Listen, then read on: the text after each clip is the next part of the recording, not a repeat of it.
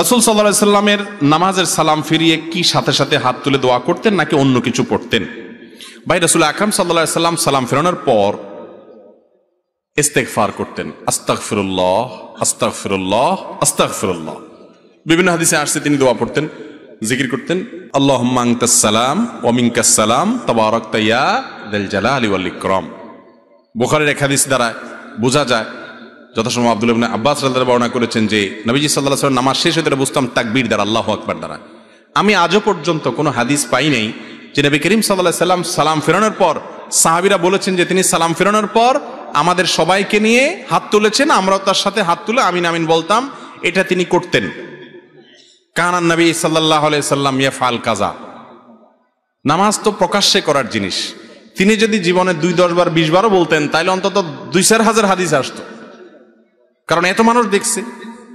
অথচ নবীজি সাল্লাল্লাহু আলাইহি সাল্লাম নামাজের পরে কি দোয়া পড়তেন সেগুলোর ব্যাপারে বহু হাদিস আছে, কিন্তু তিনি সাথে সবাইকে নিয়ে এইভাবে আমাদের মতো ট্র্যাডিশনাল দোয়া করতেন বলে প্রমাণ পাওয়া আমি অন্তত পাই না। কেউ পাইলে দেখেন।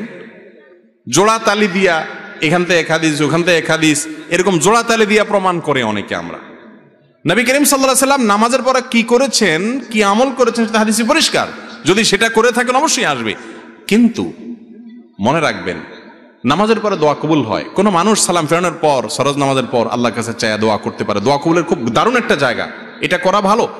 কিন্তু ওই যে সম্মিলিতভাবে করতে হবে, না করলে ইমাম সাহেবের চাকরি যাবে, এটা উচিত না, এটা অনুচিত, এটা ভুল। আবার কোন এলাকাতে এটা প্রচলিত আছে, সেখানে গিয়ে আপনি ভেজাল লাগাই দিলেন ফতোয়া দিয়া, বোঝানো ছাড়া বিশ্লেষণ করা ছাড়া, সেটা আরেক ভুল। আল্লাহ তাআলা আমাদেরকে সব ভুল থেকে বেঁচে থাকার তৌফিক দান করুন।